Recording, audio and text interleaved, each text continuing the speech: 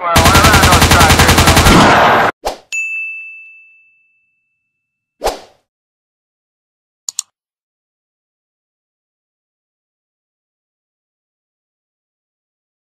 here at the War Report, man. I'm Jarrett Adams. I'm here with Real Romano, man. Up and coming, not even up and coming producer, man. Would you say you're an up and coming producer still, or what's the deal, man? Tap in with the War Report one time. I feel like I got a long way to go. You know, I wouldn't necessarily say up and coming, you know what I'm saying, but I definitely feel like I got a long way to go. I know I was just at the crib with my partner just talking about it. I was like, I feel like it's another step to it. You know what I'm saying? I feel like it's another step to brands because you got like your Murder Beats and you got like your Jetsons, you know what I'm saying? And I feel like I done put the work in, but as far as brand-wise, I just got to, you know what I'm saying, continue to keep pushing the brand and stuff like that. So, okay, man, for sure. Break it down for somebody who like maybe tuning into the War Report, who's a returning listener. They're now listening to this podcast, episode 103, you know what I mean, with Real Romano. Like tap in, like who are you to somebody that may not know you? I'm a producer songwriter, so you know I don't produce for Chris Brown, Tory Lanez, you know Quavo, really everybody for real, you know. So I feel like the next step that I'm trying to get to is like getting to like the Post Malones and the Jay-Z, Beyonce, because I ain't really tapped into them yet. But I feel like everybody else, like August Alsina, like everybody I done tapped in everywhere else. Yeah. Jeremiah, Gucci, everybody. Like your music is well documented. Yeah, for sure. Yeah, for sure. Absolutely. One question I gotta ask you is like, when you first like started producing, what was kind of the group of records or one record that made it like took you to that next level that you're at now? Like what was the song or who was the artist you were working with that took you to the next level, you think? I feel like when I first got into the industry, I feel like that was August Alsina who took me to the next level. I did a song with him called Wait. I met him through a group called The Exclusive, so, you know, shout out to Ralph and Sean. But after that, I feel like Been Broke Before with Lucci was like my first one that I would start seeing people wearing hoodies and, you know, seeing people walking around selling merch. So what year is this? What year we're going back? That's probably like 2 years ago. Okay. Maybe like 2018, end of 2018, 2019. Okay. Yeah, somewhere around that. So Been Broke Before came out with Lucci, so that was like my first one that I seen that I was like, okay, yeah, you can make a living off music for sure. Like, yeah, for sure. As a producer, how do you get like your foot in the door and get your instrumentals or music to a particular artist?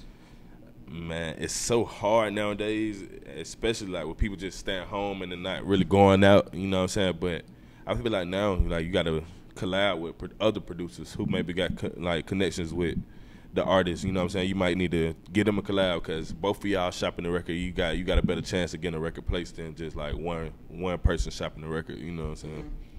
For sure. So I feel like that's the best way, just collabing with producers and meeting people managers, just sending it to the different plugs because you got different plugs who take a record and take it to the artist and be like, all right, just throw me 5%.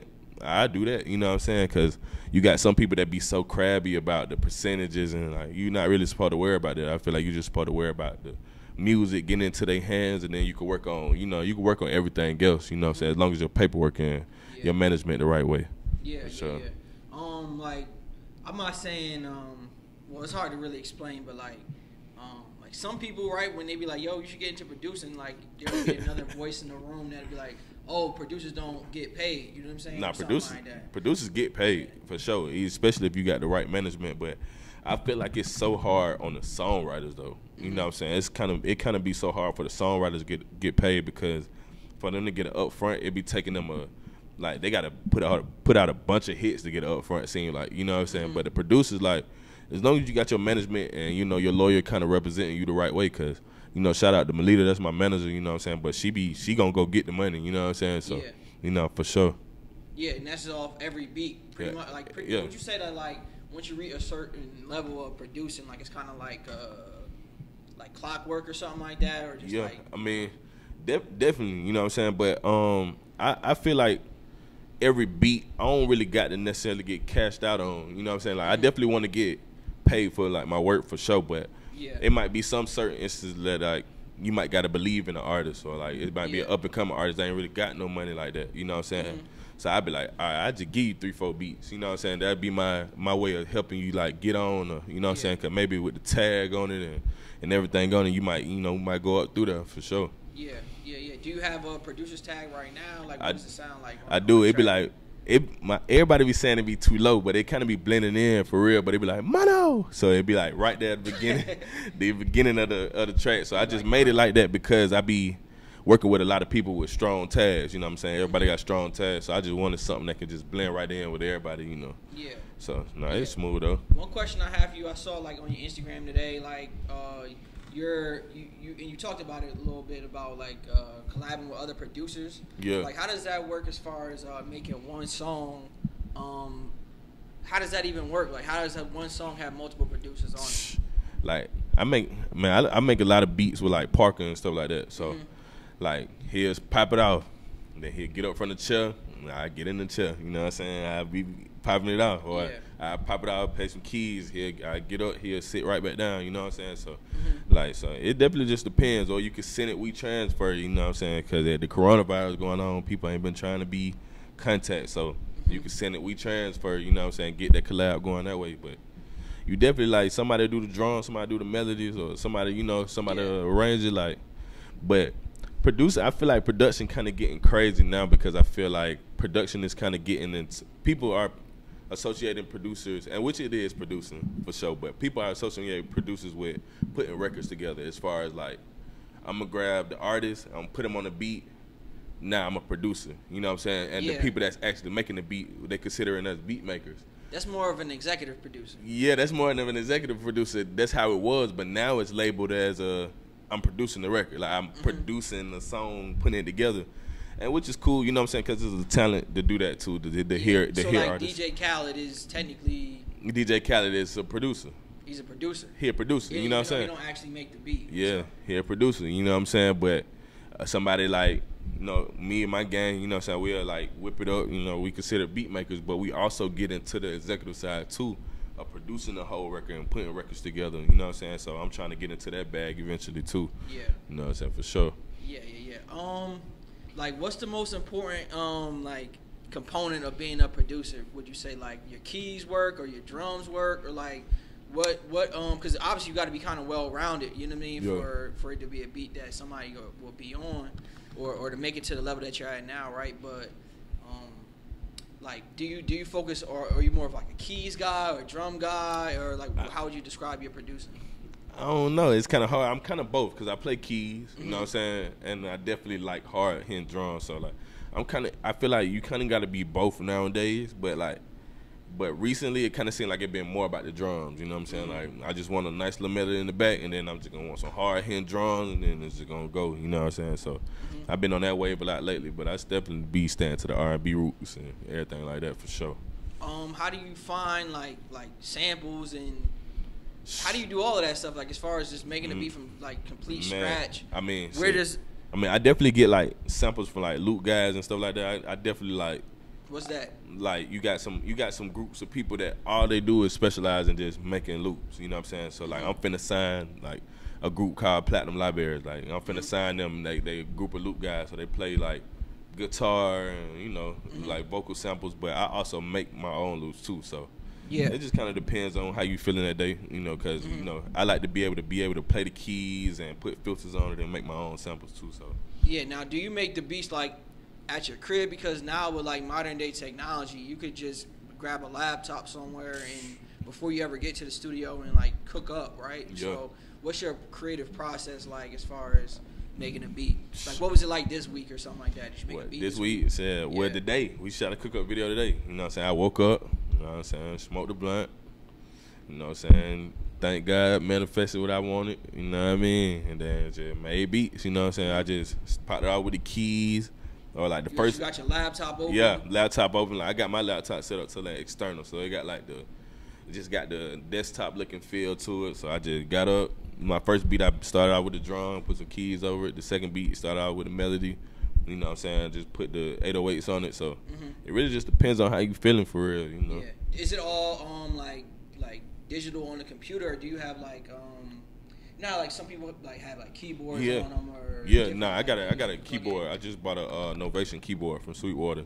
And then I got my electronic VSTs too, cause I'm doing this thing with Roland. So shout out to Roland. I've been doing this thing with Roland that they've been sending me VSTs, and they gave me like the VIP membership to get any Roland keyboard. They're gonna start sending me keyboards, and I'm doing like a vlog on my YouTube channel. So I'm gonna start doing like a bunch of like keyboard reviews and stuff on there too. So Okay. that's what we do. So you're a native of Atlanta? I'm from here. Yeah. Okay, man. What was it like growing up out here, man? For somebody that would not know, or in what part of Atlanta you from, and break all that stuff down. Like, I was born in East Point. You know what I'm saying? That's like the south side of Atlanta. Yeah. You know what I'm saying? I moved from there. I moved to Ellenwood. So that's like Henry County, DeKalb. You know what I'm saying? I'm right on that borderline, Henry County, DeKalb.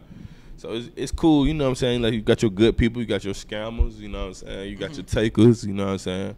You got your people that want to get some money. You know what I'm saying? You got your people that, you know what I'm saying, that's just cool with not being nothing too. You know what I'm saying? So you got your mix of everybody, you know. But I feel like a lot of people in Atlanta now trying to be like entrepreneurs and trying to get into like real estate, you know, trying to get into like stocks. For sure. You know, so like I feel like that's what's dope about Atlanta. Like, we becoming like the new Hollywood for real. Like, for real, honestly, it already kind of is like that. You know what I'm saying? So like, and that brings up another question as far as just like, when you're at the level that you're at now, it's like Grammy level or like platinum level or something like that. Do you spend a lot of time from like Atlanta to LA or like I any spend other like city? I'm like half and half. Like, I spend like half the time in Atlanta, half the time in LA for real. But like, since Corona been going on, like folks been stuck in Atlanta. Like, you know what I'm saying? Like, people ain't been going nowhere. So I go to Miami tomorrow, you know what I'm saying, to work on music, and then I'll be back, and then I'll be in LA after that. So yeah, what's your preference as far as like just the creative process? Would you rather be in LA making music, or would you rather be like kind of home in Atlanta making music if you had to choose? I'd rather be at home in Atlanta, I ain't gonna lie. Cause like, you know what I'm saying, I like the vibe in LA, but I really like the roots of Atlanta. I feel like when people move, I don't know if it's just me, but I feel like when people be from here and move to LA, it like they sound get so thin. It's like they forget what that 808 supposed to hit like or something. Like, I don't know where they be, so I'd rather be here in the roots, man. You know what I'm saying? Just where everybody at for real. Okay, man. Like, what was some of the people who influenced you coming up out here in Atlanta, or was it some out of town folks? Like, what music did you listen to growing up? That man, that's crazy. I was really on like soft rock growing up. You know, what's that? Like soft rock, like Creed. So I was listening. I don't know what that is. Like soft rock. It's soft rock, yeah. Okay, yeah. So I was listening to like Creed and like Children Don't Stop Dancing and that type of music, and then like I got into like the Thug Motivations with the Jeezys, and you know what I'm saying, and then that just found, you know, of course, Outkast, and you know that whole album, Big Boy, and I'd be on the Kryptonite, and you know what I'm saying, like that definitely like paid the way and everything for sure. Okay, all right, man, that's what's up. That's crazy, man. Yeah, man. One thing I wanted to talk to you about was I saw it on your profile, like you're in a group called Merge. Yeah. Other producers. So yeah. Like, break that down. What's it like to like just do that, and like how'd that come about? Man, that's different, man. You know what I'm saying? It's definitely a group that Deco and Parker started. You know what I'm saying? I was the last member that got into it. But like we definitely like, cause we always been bros. You know what I'm saying? How long have you known them for? A long time. Probably got to be since 2012, 2013. You know what I'm saying? And we got bros, and then I know Parker had like some Lucci songs going on then, and then he had like some Nikki Heaton songs going on, and then it just when he caught Slippery, like I was over at the crib, he was like, bro, I got a song coming out on Culture One, like I feel like it's gonna go crazy. Yeah. And it went crazy, you know what I'm saying? It went crazy. So like after that, he started like just started bringing me to the studio because people wanted sessions from.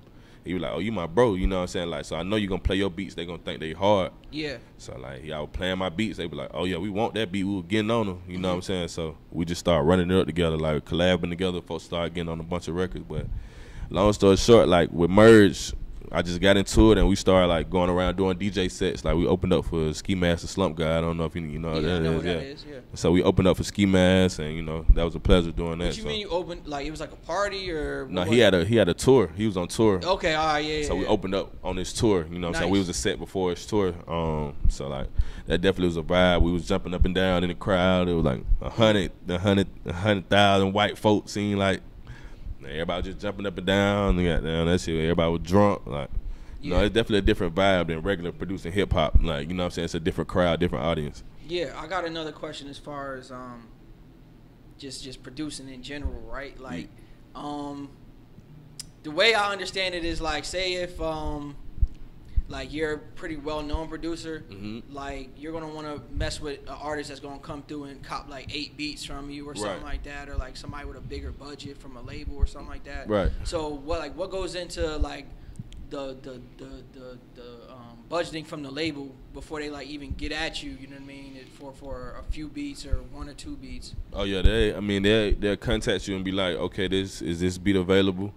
And be like, yeah, it's available. Then you kind of give them your lawyer or manager info. In my case, I give them my manager info because she's like so well with communicating back and forth with my lawyer. You know what I'm saying? So I give them my manager info, and then they'll go back and forth with my lawyer on paperwork through email. And then once they figure it out, you know what I'm saying, that's they beat. You know what I'm saying? Nah, but what about like say if like you produced for example for August Alsina like 5 different songs to my knowledge, right? Yeah, so that's like, coming what's out. it like for him copping 5? Is it just the same process? He gonna come up front like, yo, I want these 5? Or yeah, I want these 5, and then they'll put them 5 in email, and then we'll agree on, you know what I'm saying, price and, you know what I'm saying, paperwork and split sheets, and because everybody involved got to be breakdown in the split sheets, and then after everything like that agreed on, you know, they just put the song out. They got the song. It's clear to go out, because if everybody don't agree, nobody make money. You know what I'm saying? So if it happened to a record and they put it out and the splits and dispute, then everybody making $0. So it got to be kind of figured out before it come out for real, you know.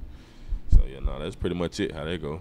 Yeah. As far as the Slime tape with Chris Brown and Slime and B.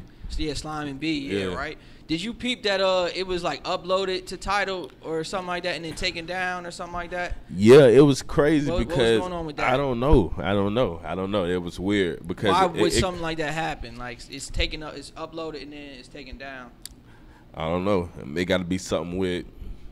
I don't know. You know what I'm saying? Because I think stuff like that just happen when it comes to like uploading music, or like if you try to rush and put your album in and try to make the deadline or something, it might not, you know what I'm saying, it might not clear before you trying to put it out. So that's why I kind of came out on SoundCloud first. Yeah. And then it hit Apple Music. So, you know, so it kind of affected it a little bit, but, you know, it's all good.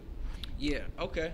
Do you receive like money off the back end for streaming, or like how does that work? Yeah, of course. Yeah, of course. I mean, your money that come out the back end for streaming is just like based off of the splits that was agreed on. So like if it's 100% of the record, however much somebody agreed on, then that's it. And you know what I'm saying, you get paid out whatever the record makes, you know, so you get paid out that percentage that y'all agreed on the split sheets. You know what I'm saying? So for a producer, how do you feel about like I guess producers that are like at a smaller level than you, right? Putting their music up on YouTube for anybody to just download and take, and making their own song out of their instrumental that they put on YouTube for people.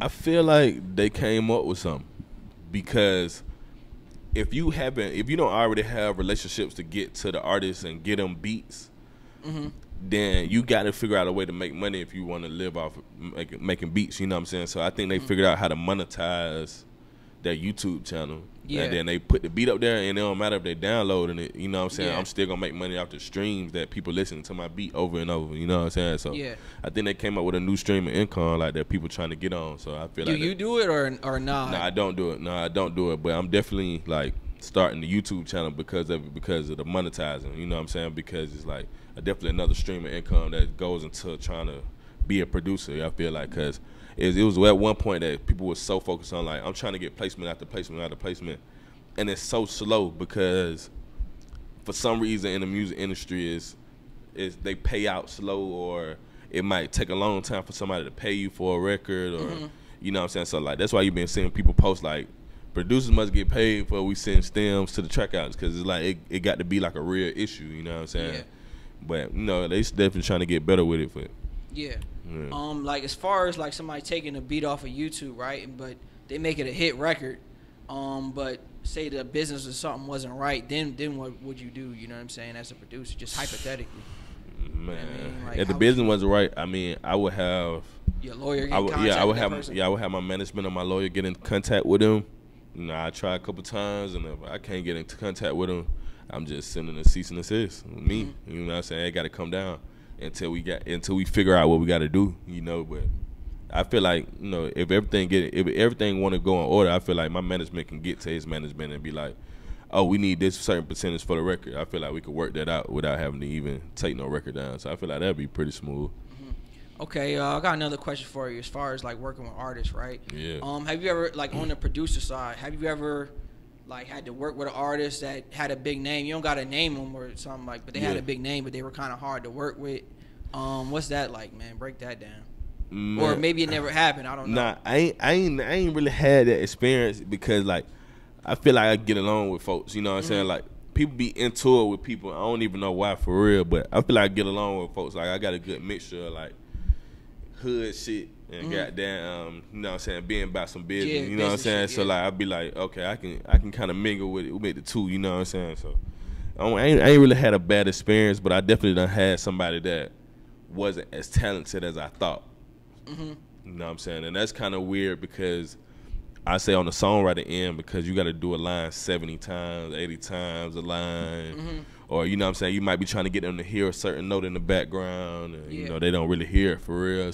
So is there a difference between, like, producing at that point and engineering? Or, like, if you're... Yeah, because engineering, I feel like is the most important part of the recording process, period. Like, the engineering got to be on point. He got to be as fast as the recorder going.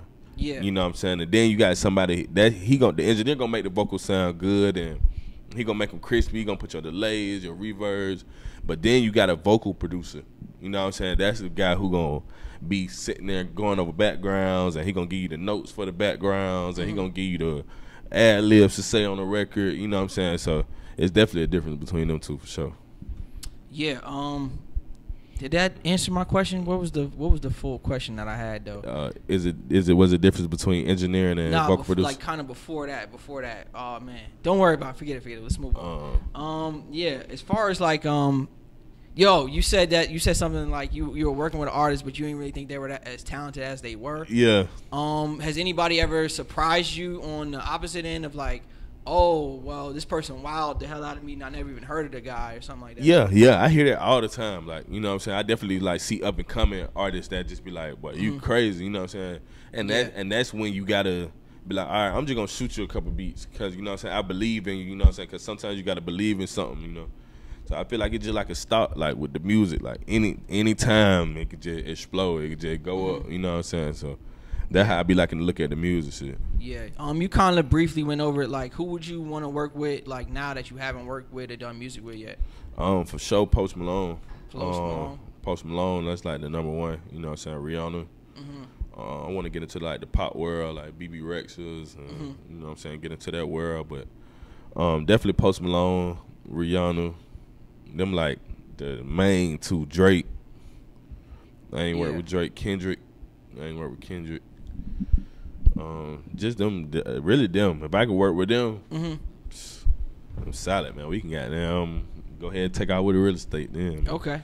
I got another question as far as like getting the credit nowadays. You know what I'm saying? As far as like, do you feel that the Grammys is should be still considered as like the top of the line in music? Like if you got a Grammy, obviously you would feel excited, but it doesn't validate the entire music industry at the same time if you don't have one. Yeah. So what's your opinion on a Grammy? Is that like a goal of yours to get a Grammy or nah? I definitely want a Grammy.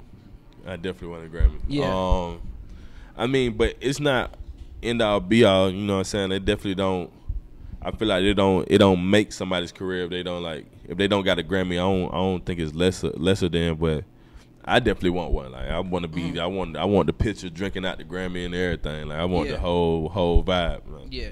So for Grammys, like when even though like it may not be you produce a song, but the artist gets the Grammy, and then what? The Grammy ship like a plaque or something to strip the trophy out to you. Like, well, if you produce the song, you get a Grammy too. But I think if you producer on the album, I think you get like a Grammy certificate. Okay. And they sell you like a piece of paper, and a lot of people frame them. Yeah. You know what I'm saying? Put it in the frame, put it in a studio. But if you produce like more than half of the album, then you get a trophy too, just like the artist. You know what I'm saying?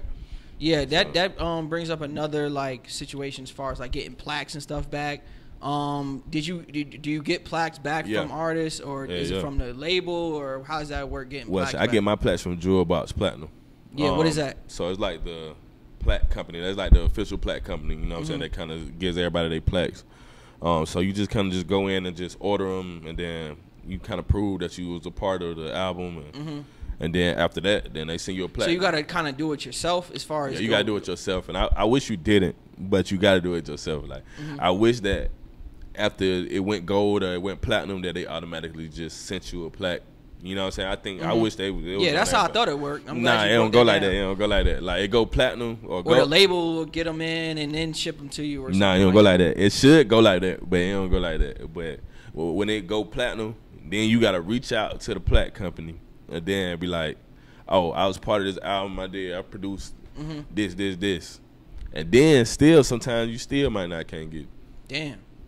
Was there any plaque that you got that you were just like the first plaque or something that you got that you were like, wow, like I'm hanging this up? Hell yeah, my first plaque I feel like was Quavo Huncho. It was goddamn Billboard #1. So that was like my first. What song? Quavo Huncho. It was How About That. How About That? Okay. Yeah. So that's a good song. Yeah. So it was like that was my first plaque, Billboard #1. So I was like, when I got that one, I was like, okay. That's recent as hell too. Yeah. Hell yeah. Yeah. So shout out to that. Yeah, only been like professionally in the music industry like a year. You know what I'm saying? Like so 20, like officially like signed or with a manager. Like, officially like doing stuff with like mainstream artists. It was like 2019.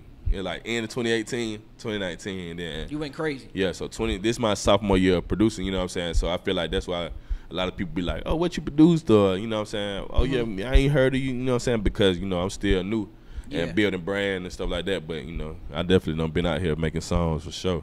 Yeah, man, that's what's up, man. Like, how'd you get your start out in producing? Like, what made you want to produce? I understand that you were once an artist. Yeah, man. So what's crazy, man? I was an artist first, so I was rapping. You know what I'm saying? High school. And your name was the same, Romano. Yeah, it was T Romano. You know what I'm saying? Yeah, for sure. So I was rapping in high school. You know what I'm saying? I was in a group, and I was rapping in high school, and I ended up going solo. And you know what I'm saying? I was like Did you produce your own songs back then? Nah, I didn't. I was buying them off SoundClick. Okay. You know what I'm saying? So, like, that's crazy that it's just going back to, like, the online world and stuff like that, because I was buying them back then, but I was buying beats, and then we got to, like, my first year in college, and then I still was a rapper. Where'd you go to college?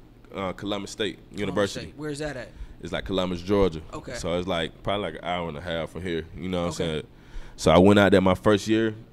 I was still trying to do the artist shit, so I was, like, going back to Atlanta, like, every weekend, trying to, like, go to it. Like, niggas was super broke, so like my mama tried to pitch in, like, you know what I'm saying, send me money, you know what I'm saying, try to do a little shit to try to just like get me to make it, you know what I'm saying. So like one time I was trying to get back home, I ain't had no money, like I had like $0, and then I kept calling my mama, my auntie picked up, she was like, hey TJ, you know, my family called me TJ, like, hey TJ, you know what I'm saying, your mama she in the hospital, she wasn't feeling good at work today. Oh, shit. You know what I'm saying? Like, so, you know, she gonna be all right, you know what I'm saying? Like, my mama kind of like, you know, she kind of had a little anxiety anyway. You know what I'm saying? So she kind of was like, her being in the hospital to get checked on, you know what I'm saying, wasn't crazy. Yeah. You know what I'm saying? It wasn't crazy at the time. So, like, I let a few hours go by. So I hit her again. Now, I'm in the gym. My daddy called me. He like, T, where you at? I like, shit, I'm in the gym. I'm working out. You know what I'm saying? Me and my best friend. I'm working out. He like, man, you got to get down here. You know what I'm saying? My daddy, he the kind of guy, you know what I'm saying, you talk to him, it's kind of always smooth. You know what I'm saying? And we kind of almost smooth. Like, even when shit be going or hitting the fan, you'll talk to my daddy, it's going to seem like shit okay. You know what I'm saying? Facts. But this time, it didn't sound like that. It didn't sound like shit was going to be okay. So my best friend got down, gave me his last $20. No, I took it $20, put in my gas tank, got to Atlanta, got to the hospital, seen my daddy, and then my mama was sick as fuck. I got into the hospital room. My mama light skinned, you know what I'm saying? They had shaved her head off, shaved her hair off. Goddamn, they had a tube going from like the top of her head all the way down her body. Wow. Goddamn, it was some crazy shit. So like, she was in the hospital. She had a brain aneurysm, but I was finna sign the MMG at the time. Yeah. You know what I'm saying? I was it was this guy named Tomcat. He engineered for Ross and stuff like that. So he was taking me back and forth, you know what I'm saying, trying to figure out the paperwork with Ross. So he brought a guy to my mom's job. Yeah. And the guy sat in the back seat. He was like, man, if you like his music, bro, don't be going too crazy, because we trying to get him for a good price, you know what I'm saying? We trying to get him for, like, we're not trying to sign him for high numbers, you know what I'm saying? So they probably gonna give me like a 50 or whatever, you know what I'm saying, whatever they were gonna give me. So they played my music. The guy in the back went crazy. boom, my mama got there passed out. So Tomcat had grabbed my mama, put her in the back seat, and got there, lay my mama back. She had, brain aneurysm. You don't survive it. You know what I'm saying? So they had 4 minutes to take her to the hospital. So the ambulance got there. The ambulance clotted her blood, took her to the hospital. Got down. After she was in the hospital for a little second, she was like, "Why you here? Like, why you not in the studio? Like, you know what I'm saying? Like, why you not recording? Like, why you not producing for people?" Yeah. So I was like, man, I'm not understanding at the time. I'm like, man, you sick as hell. Like, I can't even believe you asking me to go to the studio, record, or write, do anything like that. So I left, went to the studio. After that day, I ain't rapped since or put no music out since. I was like, I'm just gonna produce for people, write for people, and it ended up being my calling. You know what I'm saying? Yeah. So like, people ask me why I haven't put no music out since. It's because I always felt like God was taking me away from that path. You know what I'm saying? Yeah, I of felt being like an artist. Yeah, of being an artist. He wanted me to produce and write for people because when I started doing that, it's like people was like, "Oh boy, you crazy with the music." Like it just all of a sudden just started getting too crazy. You know what I'm saying? So I was like, I always felt like I was supposed to just be going towards the producing and writing, but I'm finna drop some songs soon though. So you know what I'm saying, for sure. Yeah, as far as your music as an artist, how would you describe your music as an artist? Were you more rapping? Were you singing? I'm kind of, well, when I was an artist back then, I was straight rapping. I was like, you know what I'm saying, I was trying to do the straight bars, but I feel like if I put it out now, it'll be more of a mixture. You know what I'm saying? Melodies and stuff like it'll that. be some melodies into it, because like, I feel like folks don't just be wanting to hear straight bars all the time unless it's like some club shit. You know what I'm saying? Like, I feel like niggas don't be wanting to hear straight bars all the time. So, especially coming from me, and I'm from Atlanta, you know what I'm saying? It's like, you know, it's definitely like, so I want to do like a vibe and give folks a vibe, rapping, like a little singing, you know what I'm saying? A little vibe to it for sure. What was it like making the transition from artist to producer? Was it smooth, or like what was it like picking up the pieces of like, it was, you know what, I'm gonna try strictly producing it? It was smooth because and like, then fighting the temptation of not getting on your own tracks and shit like that. It was pretty smooth because like I feel like after my mom got sick, like that, it broke that part of the music away from me so much. It just made me just want to just produce and write for people. So like, I just was like, fuck the artist shit, I ain't doing it. You know what I'm saying? I'm just going straight produce for writing people. And then it just started going crazy. Like, it started doing what it was supposed to do. You know what I mean? What was like the first big like record you produced, like out of coming out of that situation, you think? It was August. It was August for sure. Yeah, so I was in the group at that time too. And then we had produced it together. So the August I seen it, like, I met him at the studio through Ralph and Sean, like I was saying earlier. And goddamn, he just was like, bro, produce for me, write for me. You know what I'm saying? I want your beats. Like, I'm trying to hop on your beats. Like, I was like, okay. So he just kind of took it to like the industry level. Like, he took it from like, all right, I'm writing, producing for my buddies in a spot to, okay, like, this a real thing. We putting it out, getting 1 million streams. Like, I was like, okay, this different. You know what I'm saying? This like, this a different vibe. Yeah. When you were an artist, did you record yourself? I recorded myself, man. Your own equipment and all that stuff. Like, I was goddamn working for like Geek Squad online support space in school. You know what I'm saying? So I had got like my first online support space check. It was like 3 bands. Man, I spent it all on studio equipment. So like in my mama's spot, I had like the computer. Inside it, I had the little closet with the covers, and goddamn, we was in there with the covers, with the mic. You know what I'm saying? So it was a little vibe. Like, all my partners would just pull up on me, like, a little vibe. Yeah, I'm actually going through that right now. My homie, he bought like a home studio situation for like $1,200, like the laptop, everything. And this guy can make like a song in like 5 minutes now. So, well, he's already making music, but he took like a long time off, like, you know what I mean, from like what, like teenagers, like, you know what I mean, 17, 18 to like now, like, damn, so how old is he now? He like 27 now. 27 now. Yeah, so he took a lot of time. It's never too late now, though. But he can engineer him. Like, he know how to do all that stuff, bro. So it's never too late, because like, I definitely like to engineer my own music, because you know what I'm saying, I feel like I want my own vibe on it. You know what I'm saying? But a lot of people don't know how to engineer. But I feel like that's important, like, especially with up and coming producers, because you can get in with an artist and be like, all right, I'll record you for free. You know what I'm saying? That'd be your sacrifice. But I'll record you for free. But while I'm recording you for free, you're going to be getting on my beats. You know what I'm saying? You're going to be doing everything. You're going to be promoting me too. You know what I'm saying? I'm doing it for free, but you're going to be promoting me too. You know what I'm saying? So that's a good way to get in engineering. For any like up and coming producers, right? Like, what would be some of the best advice you could give upcoming producer out there listening in, or something like that?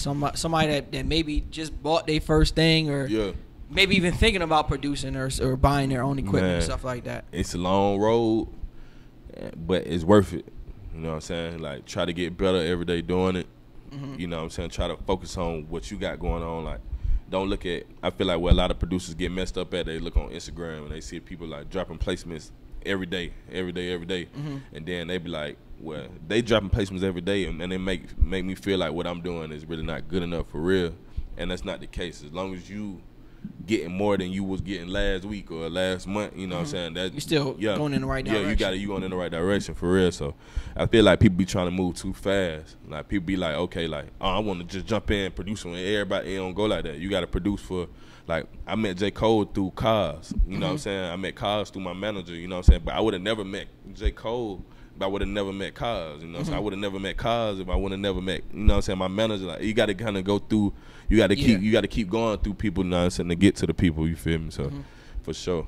Has there any ever been an artist that you used to listen to, that you produce for now or did a song for now that you were like kind of like, wow, like I can't believe? Yeah, Chris for sure. Like, you know what I'm saying? Like, all my partners were like, oh yeah, man, we gonna get on Chris. Or like, my partner Shell was like, but I'm having dreams, but we gonna get on Chris. And now we on Chris. We on Chris. Last 2 projects, you know what I'm saying? Like, we been on Chris, so like, it definitely been a blessing, you know what I'm saying? Just putting it out there, because, you know, I'm a big believer of, like, manifesting, getting what you want, you know what I'm saying? Facts. Yeah.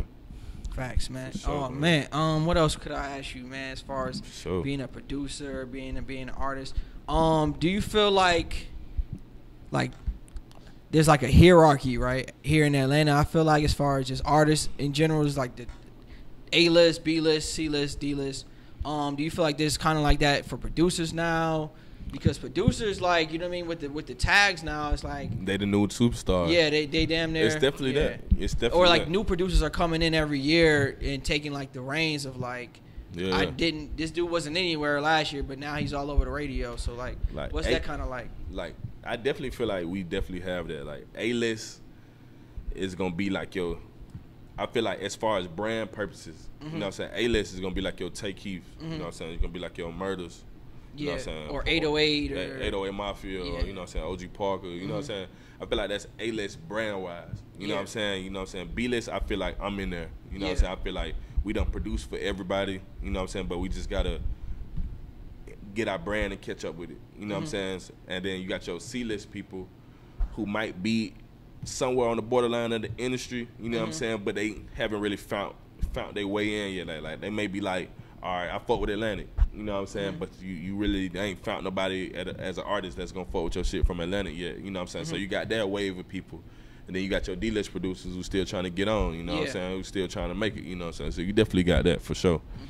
What's it like being in that in that era now, thinking like, damn, like, you know what I'm saying? Cause I'm finna be in A-list soon. You know what I'm saying? Headed to A-list. I'm headed to A-list soon. I feel like I'm in my transition from B-list to A-list right now. You know what I'm saying? Like, especially coming in as a songwriter and producer. You know what I'm saying? Like, I feel like I'm in that transition onto the A-list. You know what I'm saying? So I definitely, I don't know. I feel like who you think is the who you think is the best producer? Can you like best or popular? Like the best. Like, not even just in your opinion, like, just or just best producer cooking up. Some of your favorite producers, cooking up. Right now, not all time. I mean, my favorite producers, as far as best, I feel like I done put up on them and they done cooked up. You know what I'm saying? We done cooked up some crazy shit. Is me and my gang. I feel like me, Parker, Smash David, Nonstop, Go Grizz, Pooh. Goddamn, I know I'm missing somebody, but Skip on the Beat.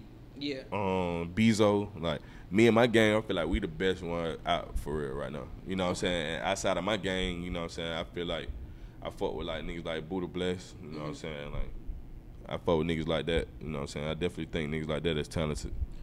A lot of some of the guys, like, they have good brands, but their face ain't really out there like that. Like, their brand is bigger than their face. For real. So like, Buddha Bless I don't know what he looks like. Like, he could walk past me right now, I wouldn't know who he is. Yeah. But everybody knows who that is. Yeah, for sure.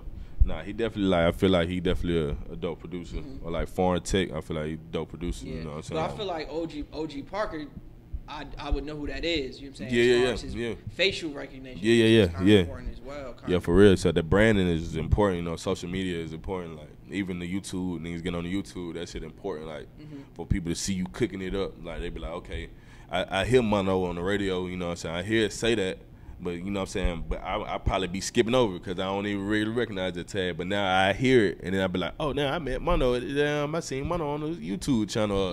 Seen Mono on the podcast. You know what I'm saying? I heard the tag on that. So you just got to just keep the branding going, you know. Yeah. What's some of your favorite songs that you've made that do you think that are still kind of underrated? Do you think? You had to choose like a few songs that you made, underrated song. You know what I mean? Even though the stream is going crazy, it's still underrated. I feel like Perfect Timing with Jeremiah Ty Sign. I feel like that whole My Time album was slept on. I feel like, but it was just a rough time at R&B at that time. But I feel like that song was slept on.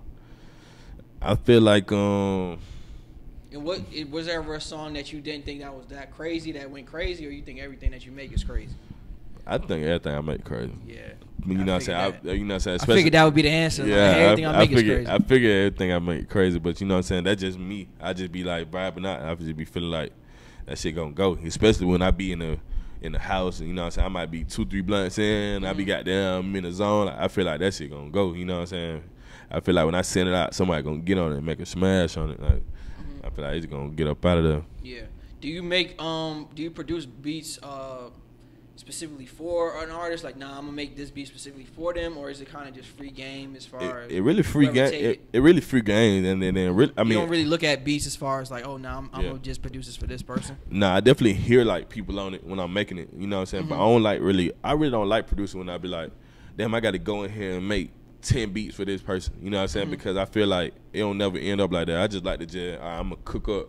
And then whatever be whatever, you know what I'm saying? I'm just going to send them out, and then whoever get on them, just go get on them, and they're going to try to handle the paperwork. Was there any song that was like, oh, you know what I mean? You thought it would be for one type of artist or one type of song, and it came out to be something totally different? Yeah, shit, Indigo was one of them, you know what I'm saying? Like, I thought that was just like a jolly beat, you know what I'm saying? One of them, you know what I'm saying? I'm going to put like some friendly bells and put an 808 in it, you know what I'm saying? So I thought it was one of them, Justin Bieber, one of them type. Yeah. You know what I'm saying? And he ended up getting on and making it his intro, so that definitely was a dope vibe. Damn, man, that's what's up, that shit was bro. Crazy. Yeah, man. What's it like being in that transition stage right now, though, man? From being like you already at the top of the music industry, right? But what's it like, just kind of building your own brand and just getting your face out there? What's it like for you? I enjoy it, man. I definitely enjoy it. You know, it's different for me because, you know, I be low key, you know what I'm saying, all the time. I'm a very private person, like, you know what I'm saying, especially with my personal life and, you know what I'm saying, my woman and shit I be having going on. Like, I definitely be trying to stay, you know, private, you know what I'm saying. But, you know, you got to get out there. I feel like, especially if we trying to be the next set of millionaires, next set of goddamn entrepreneurs, like, you kind of got to get out there and just spread your face because I feel like, just like Jay-Z was saying about your goddamn your network, you know what I'm saying? That's your network for real. Like, it's definitely that for real. So, like, you got to get out there and spread your brand to get people to notice you and want to connect with you, you know what I'm saying? Do different things. So, for sure, it's important, man, for real.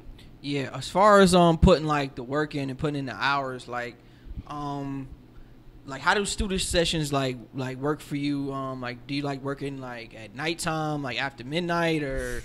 Because that's why I would assume, like, most of the music's being done, like, after midnight from, like, the hours from midnight to, like, 4 in the morning or something like that. It do be that. You know what I'm saying? It do be, like, late night. I like writing, like, to, like, 3, 4 in the morning. You know what I'm saying? But, like, if I get up and wake and bake, like, I definitely like cooking up during the daytime, too. You know what I'm saying? That be a vibe. Like, in the studio or just at the crib? Both. You know what I'm saying? Like, studios, I be trying to, like, hit Mean Street or something like that during the day. Or what's your favorite studio out here?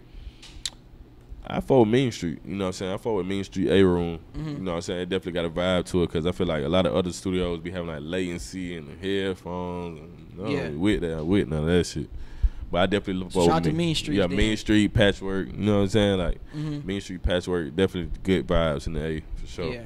Break down some of your songwriting, man, as far because we spend a lot of time on producing and then your music as an artist, solo, and everything like that. Yeah. Like, what's it like songwriting and just not even thinking about the producer's part? Just like, no, I'm about to. Man, do you write now? You said you don't like to produce for a specific artist. Do you write for a specific artist? I don't like to do that neither. I kind of just like to just write, you know what I'm saying, and just kind of just let it be what it be, because I feel like definitely right now at my career, I feel like my production is way higher than my writing accolades, you know what I'm saying, like because I came in as a producer, so I'm just now starting to, all right, here go, I write too, you know what I'm saying, I'm writing for people, like I wrote before on August, I seen it as coming out on the 26th, you know what I'm saying, so like I feel like niggas now like, okay, I want you to put your pen on some shit, you know what I'm saying, and make the beat and kind of be part of the whole process, you know what I'm saying. So I forward that. I really rather do that, be part of the whole process, you know what I'm saying, for sure. How the heck do you write an R&B song though? Like that's kind of hard. Like don't they be having they have like whole songwriter teams now and everything like that. Like the music industry is really compartmentalized. I feel like as far as specialists and. Yeah, for sure. How does that work, man? Like writing an R&B song nowadays. Man, it's a vibe, man. I mean, you know, I can't even imagine that. You just gotta just tap in, you know what I'm saying? Because I feel like, you know, men just off strength ain't trying to have no emotion. You know what I'm saying? We trying to be, you know, all tough and everything like that. But you know, R&B kind of just gotta tap in and just be like, okay, what would a woman want me to say? You know what I'm saying? How would they want to feel? You know what I'm saying? What can I say to make them feel good? You know what I'm saying? Like, and you already was an artist, so you already tap into that bag. Yeah, I can tap into that bag. Do you write it? Do you write it pen and pad, or like what's your creative process like? Nah, I put straight pen. Like put on your phone. Like how's it work? Nah, I actually like just pull up the beat, Pro Tools, put the headphones on. And then I just put the headphones on, and then I just mumble out a melody. You know what I'm saying? I'm like, blah, blah, blah, blah, blah, blah. And then I'll be like, do you want to fuck tomorrow? You know what I'm saying? I can do whatever. You know what I'm saying? I can turn it into a song. You know what I'm saying? Yeah. Yeah, it's definitely a vibe. I just mumble it, and then I hear it. I be like, oh, that could sound like I'm saying that. I'm going to say that. I'm going to put it on there. Yeah. And just kind of just tie it together, tie it onto the hook, what I'm talking about in the hook. I got to make sure I'm talking about it in the verse. You know what I'm saying? So would you say people would be surprised if they knew like their favorite artist wasn't really writing their songs no more? Or like, is it just because I don't think people really care. People really care about the finished product and the fact that it's accessible on iPhone now and you can just play it. It depends. It depends on who you talking about, because some people that, especially the people that claim, they'll be like, oh, I write my shit. You know what I'm saying? I'm all about writing my shit. And then they getting people to write for them. I feel like that's when people be like, man, you don't write. You know what I'm saying? Or they do that. But if they come out the gate, you know what I'm saying, be like, man, I take records. You know what I'm saying? I take verses. Like, it's cool. Now, I feel like they wouldn't get too much criticism. You know what I'm saying? Like, I'm talking about specifically, you talking about more for hip hop. I'm talking about for R&B. Cause like, niggas don't care. Because you say niggas don't care? Nah, I don't feel like people think people writing them. I don't need. Like I feel like Chris Brown be writing his own shit sometimes. The way that shit be sounding. The way that shit be sounding. Nah, he do sometimes. You know what I'm saying? He definitely be having his own vibes when he just write his own shit. You know what I'm saying? Then he come out and rap sometimes now too. Yeah, so. He definitely be writing his own shit, but he also take records. You know what I'm saying? So it's like a balance. It's kind of balance. You know what I'm saying? Like I definitely would be like that if I was a straight up R&B artist and nigga had a vibe or a hook. Shit, I'm gonna take it. I mean, shit. Yeah. I don't As care. long as everybody getting paid, everybody ain't got that much. happy. Because it's just a co-write. You know what I'm saying? Because I'm always gonna be part of the writing process, just because that's who I am. You know what I'm saying? But people ain't like that. You know what I'm saying? It's a different age. Like you can give somebody a whole career and be like, "This your catalog. This what you drop in the next 3-4 years." Like, and then they just kind of be straight after that. Yeah. What about the hip hop side, as far as like people not writing their own music and stuff like that? I couldn't be on that, because I couldn't be like, oh, I'm a lyricist and I'm finna hit you with the bars and I gotta get on the podcast and radio interviews and spit 16 and somebody else done wrote it. Like I feel like that's just a big cap. Like you can't even be on that. Yeah. Hell no, I ain't with that vibe. But R&B ain't too bad. I feel like R&B, niggas know folks ain't writing all them R&B songs. Like it be like 5-6 writers on the R&B songs. I feel like. That shit crazy. How you feel about the music industry is changing as far as like we're pretty much past CDs at this point? Like we way past the CD. My car don't even take CDs no more. It's crazy. Like it's no CD in there. You can't even put a CD in there. No, you can't even put a CD in there. But like we kind of like got rid of like the album artwork, and like the artwork is still there, but the booklet and shit. Yeah, the booklet, yeah. Is pretty much gone now, right? So like the only time you can really look up who made the damn song now on titles and you click on the credits, and then it'll be there, right? But, do you kind of miss the fact that like when you used to produce back in the day, you say like the artist and the producer would be like all in the booklet and like, read it with your hands and shit like that, open it up. Nah, you don't really give a damn. I don't really give a damn because they got like Wikipedia now. You know what I'm saying? So like my Wikipedia page is gonna be up in like 2-3 weeks. You know what I'm saying? So like they got Wikipedia pages now to where you could be like, okay, you could type in Romano and then everything will pop up. They're gonna be like, oh yeah, you worked on this. You know what I'm saying? You worked on all of this. So for sure, I feel like that's what it's gonna come to now. Like going online or like you say, iTunes, you can scroll all the way down and see the lyrics and see who wrote it and produced it. So I feel like it's a vibe that way. What's your favorite project that you've worked on so far, you think? Or like top favorite project? Gotta be Indigo. Chris Brown. Yeah, I feel like that was like a top project, you know what I'm saying? We had 3 on there. So like we definitely was trying to just lock in, you know, do something different. I feel like Natural Disaster, I feel like that was a slept on record on the album, but I feel like that was like one of my favorite ones that was on the album for sure. Yeah, for sure, man. Yeah, man, we tapped in on the War Report, man. How you feel about the War Report right now? Hey, man, y'all going crazy, like man. I like this art, man. You know what I'm saying? Yeah, man. Like, this I'm gonna create a few more of these. They're kind of hard to get, but I'm gonna, especially like these. I probably won't recreate. These how you made? How you made these, man? There's like I'm from Jersey, right? So they got this little factory in Brooklyn called Art to Frames. You just order online, pick it up. All right. Yeah, bro, I just ordered it, man. You know what I'm saying? You had to do what you got to do. But I don't think I got no corona, man. I ain't got the corona, man. Nah. If you had to compare yourself to like any producer or any like mega producer in the past, like who would it be? I don't feel like it's one. Yeah. I feel like it's different because I don't know. Is there any super producer from the past that you look up to specifically, like if you had to choose from like the Pharrells, the Timberlands, the Kanyes? I definitely like Timberland the most. Timberland, I like definitely Timberland the most out of them. Timberland, Dr. Dre, but Timberland for sure. You know what I'm saying? I definitely had the opportunity last time I was in Miami. He pulled up to the studio. We had like made like probably 4 or 5 beats together. You know what I'm saying? We transferring them back and forth from the email. So he definitely like just to pick up game from him and see how the music industry used to be back in the day. When they was in it, like he was talking about they were getting $500,000-$600,000 a beat. You know what I'm saying? So shit was way different then. You know what I'm saying? It was way different than it is now. So So definitely Timberland. I feel like he got that. He got that percussion that I like. You know what I'm saying? That little bounce. He put a little bounce on his music. The percussion that he used, and I feel like I fought with that a lot for sure. Okay, man, that's what's up, man. As far as like we kind of spoke about it a little earlier, but like looking for or like building up like a new artist or something like that. Yeah. Like, are you on the lookout for new artists, or is it kind of whoever crossed your path at this point? Like, because you're kind of. I mean, I got a few artists that that's up and coming that I'm rocking with. You know, what I'm saying already. Who are they? So like Napoi, you know what I'm saying? She's a girl. You know what I'm saying? She's from California. She definitely is like a dope pop R&B ish sound. You know what I'm saying? She young. You know, Johnny Blaine. He like an Asian R&B singer. You know, Trail. You know, he go by C4. He like a Atlanta, you know what I'm saying? I'm real, you know, I'm finna pull out the sticks, you know what I'm saying? like for example, like if you had to be like, yo, you know, like they gotta be on the War Report next. Like who that artist, you know what I'm saying, that you think like, or is a few artists that I gotta be looking out for, you think, in your opinion? C4 for sure. C4? You gotta look out for him for sure. His name CEO Trail on YouTube, so he definitely like doing numbers, you know. He dropped a song last week, did like 11K, you know what I'm saying, like 50K in a month, you know. Yeah. So as an independent, somebody that's trying to get up there and just trying to do it, you know, he definitely doing some numbers. So I feel like him for sure. Okay. Yeah, man. You got any other like anything else you want to get off your chest, man, before we end the podcast, anything like that, man? Man, shit, not for shout outs. Just shout out to Roland for sure. You know, my management, Melita, my attorney, Evita.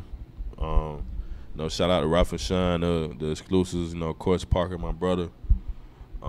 You know, shout out to everybody. You know, my company, BTY Global, you know, that's going on. That's what I'm signing producers to, writers to, artists to. Yeah, speak about that a little bit. Yeah. So BTY Global, my company, you know what I'm saying, eventually I'm trying to make it a building, but we're gonna keep that, you know what I'm saying, for another podcast. But eventually I'm trying to make that like its own studio. Nah, I'm trying to make it a whole brand, a whole thing to where I can just bring artists and they people that want to just watch them create together. You know what I'm saying? So I'm definitely in the middle of that, trying to get to that thing. But BTY Global, I'm just signing artists too, producers too. You know what I'm saying? Like I mentioned Platinum Libraries earlier, but Platinum, same lead.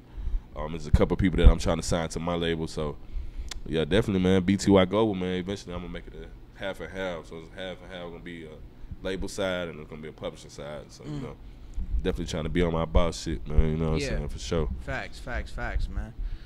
Yeah, man. Shout out to Jay Cart, man, in the building, man. Not on camera, man. For sure, man. Shout out to Jay Cart, man. Shout out to everybody in the building. So I got a question for you. Yeah, man. What you got for me, man? All right, man. So who you got winning the NBA title, man? The NBA title, man. Man, if they bring back the damn league, for one, man. But I think the Lakers might got him, man. Yes, sir. LeBron finna go get his 4th ring. Yes, sir. Yes, sir. Sure, all right. So who is the best player of all time? Michael Jordan, man. I don't know. Michael Jordan, dude. Who you think, LeBron is the best player? I'm going with LeBron, man. Nah, man. Did you watch The Last Dance? Yeah, I watched it. Yeah, I watched it. Yeah, you need to rewatch it. Yeah, you need to rewatch it then, man. Because it's pretty clear to me, bro, that Michael Jordan's the best player of all time, bro. I don't know. He definitely was hard, though. But I'm going with LeBron. JK, 6'8". You running a 4-3, you know what I'm saying? Back then, LeBron would have been going crazy back then. That's true. That's true. Oh, man. But Jordan was ahead of his time, and he could play any era, though. So I'm not going to say Jordan would be out doing it in this era. I don't know it. Because he would. He would, though. He would have his way in this era, too. I feel like. He would. He would. But it wouldn't be as crazy because it wouldn't be as crazy. It would be Jordan, LeBron, KD, Antetokounmpo. It's like it's like other superstars. It's like a bunch of niggas that's because Jordan was the first finesse nigga. He was like, I'm bringing swag to basketball. I'm gonna make niggas, you know what I'm saying, wear the wristband, headband. I'm bringing the swag to basketball. So I feel like that's why he was considered the greatest. He was really that dude. He was that dude. He was that dude. But LeBron, he just going too crazy. Like back then, if LeBron was playing when Jordan came into the league, LeBron would have been going too crazy. He was like, dude, dunking that motherfucker. You know what I'm saying? Yeah. That's interesting, bro. I'm not sure if he told you, but I work for NBA TV now too. So that's hard. Yeah, man. That's a blessing. That's what kind of brought me down here. Which is the crazy part. It's like NBA TV, and then I just happened to keep meeting people, and then just wanted to continue my podcast going. So this is a lot, man. That's a blessing, man. Big right here. Yeah, man. I'm definitely keep it going, man. I'm definitely I'm excited to see your business grow. And see the podcast going to I appreciate the Breakfast Club. You know what I'm saying? You like, oh, shit. Yeah, this shit going crazy. Yeah, man. I appreciate it, man. Sure. I'll say look into the camera, man. Shout out to Instagram, Twitter, and all that shit. This your boy Romano, man. My Instagram is RealXRomano on Instagram, man. Twitter. Yeah, I'm starting a YouTube channel. It's T Romano. You know what I'm saying? So I'm definitely uploading cook-up videos on there soon, ASAP. You know what I'm saying? Shout out to Roland for the free VSTs and the VIP membership. You know what I'm saying? We got a lot of important giveaways and stuff coming up with that. So, yeah, man. Shout out, man. Yeah, man. Shout out to the War Report, man. Make sure you guys follow me on Instagram at war_report_radio. On Twitter, War Report Radio straight through. You can find this podcast everywhere, man. SoundCloud, Google Play, Apple Podcast, Spotify Podcast. Now we're up on YouTube now. Yeah, for sure. Yeah, man. So we going up, man. I appreciate you for coming through, man. I appreciate you having me, man. For real, man. We signing off, man. For sure, man. Another one in the books. Peace. Yeah.